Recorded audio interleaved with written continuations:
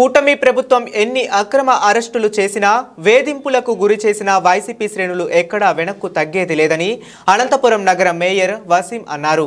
ఇవాళ ఆయన అనంతపురం నగరంలో మీడియాతో మాట్లాడుతూ రాష్ట్రంలో ప్రభుత్వ వైఫల్యాలను కప్పిపుచ్చుకునేందుకు డైవర్షన్ పాలిటిక్స్ చేస్తున్నారని ఆయన విమర్శలు చేశారు.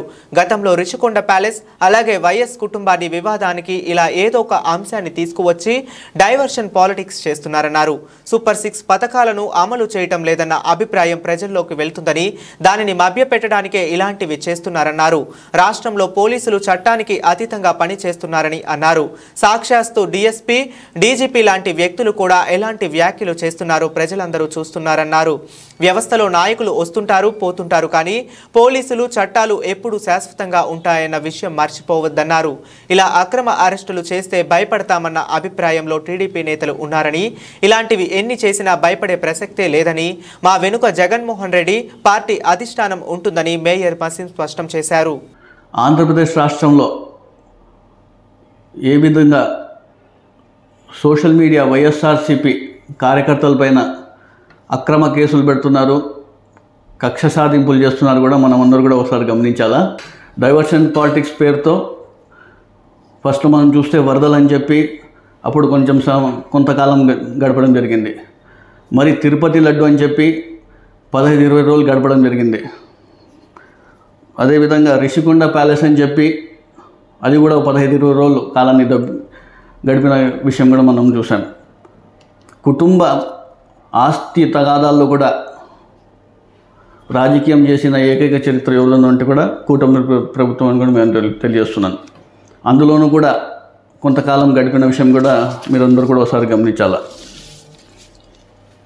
కూటమి ప్రభుత్వం ఏర్పడిన తర్వాత వారి వైఫల్యాలని వైఎస్ఆర్సీపీ కార్యకర్తలు సోషల్ మీడియా ద్వారా పోస్టులు పెడితే అక్రమంగా కేసులు పెడుతున్నారు.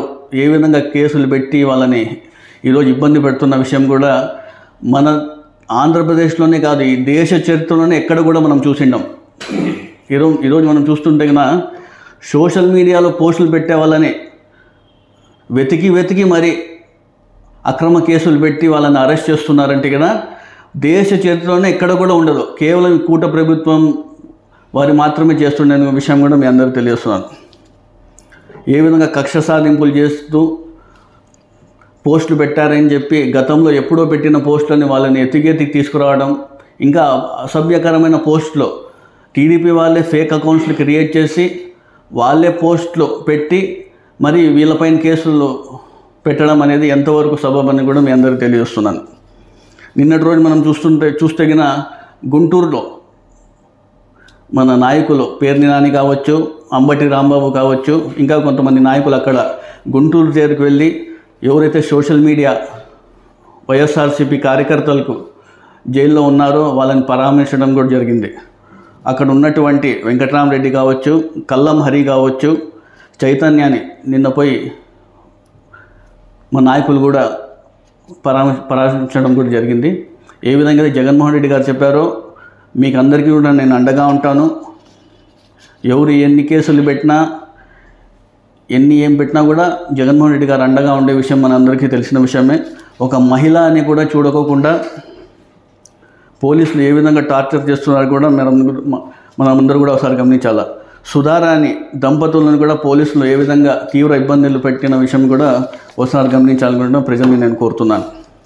అదేవిధంగా చూస్తే ఆంధ్రప్రదేశ్ రాష్ట్రంలో మానవ హక్కులకి ఏమవుతోంది, నిన్నటి రోజు మనం చూస్తే ఆంధ్రప్రదేశ్ రాష్ట్రంలో జరుగుతున్నటువంటి సంఘటనలో సోషల్ మీడియా వైఎస్ఆర్సీపీ కార్యకర్తల మీద పెడుతున్న అక్రమ కేసులు, కక్ష సాధింపులు, ఏ విధంగా పోలీసులు అరెస్ట్ చేసి ఇబ్బంది పెడుతున్న విషయాలన్నీ కూడా నిన్నటి రోజున వైఎస్ఆర్సీపీ ఎంపీలందరూ కూడా ఢిల్లీకి వెళ్ళి అక్కడ national human rights commission chairperson Vijayabharathi గారిని కలిసి ఆంధ్రప్రదేశ్లో జరిగినటువంటి సంఘటనల్ని వివరించి ఏ విధంగా ఇబ్బంది పడుతున్నారు, ఎక్కడ లేని విధంగా ఈరోజు ఆంధ్ర రాష్ట్రంలో జరుగుతున్నటువంటి సంఘటనల్ని వివరించి నిన్న మన వైఎస్ఆర్సీపీ ఎంపీలందరూ కూడా విజయభారతి గారికి ఫిర్యాదు కూడా చేయడం జరిగింది.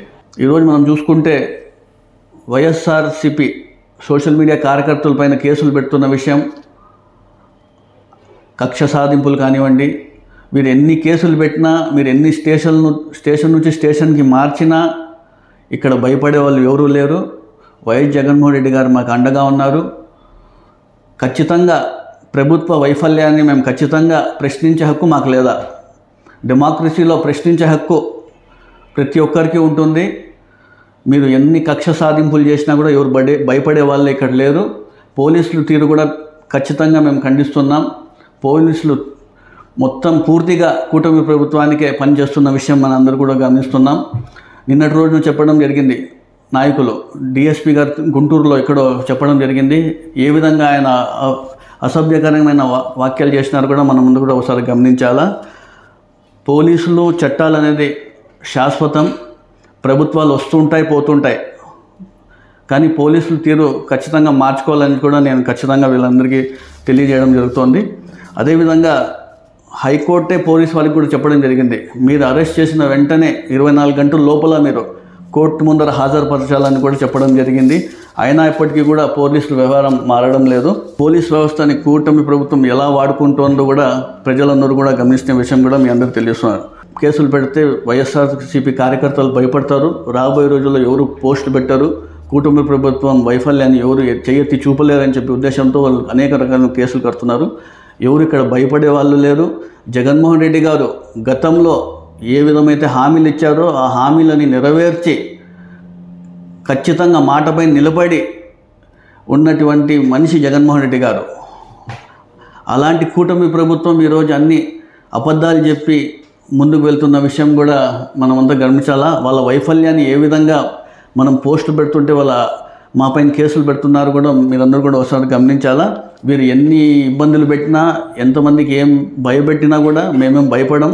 జగన్మోహన్ రెడ్డి గారు మాతో తోడున్నారు. మేము ఖచ్చితంగా కూడా ఇంకా రాబోయే రోజుల్లో కూడా ఎన్ని కేసులు పెట్టినా, ఎంత ఇబ్బంది పెట్టినా కూడా మీ వైఫల్యాన్ని మేము ఖచ్చితంగా ప్రశ్నిస్తాం. దీన్ని ఎవరు ఆపే హక్కే లేదని కూడా మీ అందరికీ తెలుస్తున్నాను. ఈరోజే మనం చూస్తుంటే కూడా నిన్నటి రోజున పోసాని గారికి, అదేవిధంగా రామ్ గోపాల్ వర్మ గారికి, ఇంకా ఎంతమంది పైన మీరు కేసులు పెట్టినా, అక్రమ కేసులు పెట్టినా కూడా మేము భయపడం. మా వెంట జగన్మోహన్ రెడ్డి గారు ఉన్నారు. జగన్మోహన్ రెడ్డి గారికి మేము ఎప్పుడూ అండగా ఉంటామని తెలియజేస్తున్నాం.